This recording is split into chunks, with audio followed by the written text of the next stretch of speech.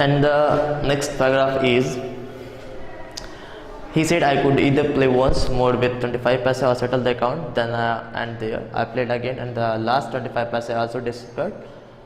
People were looking at me, some were laughing at my bad luck, but none showed any sympathy. उसके बाद उसने दुकान वाले ने रशीद से कहा, तुम मुझसे 25 पैसे से एक बार और खेल सकते हो, या तो इस गेम को यहीं पे ख़त्म कर सकते हो. लेकिन फिर भी रशीद सोचा कि इस बार शायद लक कुछ गिफ्ट, अच्छा गिफ्ट मिल जाए. तो फिर से उसने वो 25 पैसे भी लगा दिए, और देखते देखते वो 25 पैसा भी क्या हुआ, गायब हो गया. जो भी लोग उसे देख रहे थे, ठीक है, वो उसे देख के हंसने लगे. कुछ तो उसको देख के हंसने लगे, उसके भाग को देख के, बुरे भाग को देख के हंसने लगे, और किसी ने भी उसे सहानुभूति नहीं दिखाई. भैया and I went to the place where uncle had left us and waited for him to return. उसके बाद भैया और रशीद दोनों उस जगह पे गए जहाँ उसके अंकल ने छोड़ के गए, उसके अंकल उसे छोड़ के गए थे, ठीक है. और फिर वहाँ पे उन्होंने उनका इंतज़ार किया. जैसे ही अंकल आए, he looked at me and said, Rashid, you look upset. What is the matter? I did not say anything. Bhaiya told him what had happened. Uncle was neither angry or nor sad. He smiled and patted me. He took me to a shop and bought me a beautiful umbrella, biscuits and sweets and some other little gifts. Then we returned home. उसके बाद उन्होंने मुझे देखा, रशीद को देखा, उसके uncle ने रशीद को देखा और पूछा रशीद से कि रशीद तुम अपसेट दिख रहे हो, क्या बात है. लेकिन रशीद ने उसने कुछ नहीं बताया. लेकिन जो रशीद के साथ जो भैया थे, उन्होंने वो सारी बातें बता दी जो बीती थी. अंकल ना ही गुस्सा थे और ना ही उदास, ठीक है.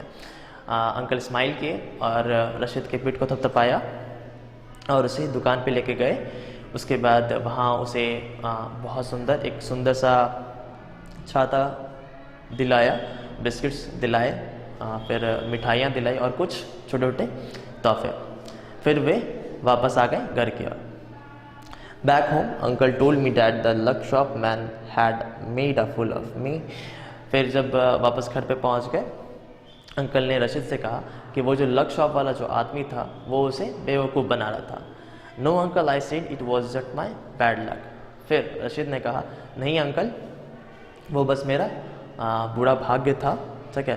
फिर अंकल ने कहा, no my boy, said uncle, it was neither good luck nor bad luck, but uncle, I said I saw an old man getting a clock and a boy getting two or three costly things.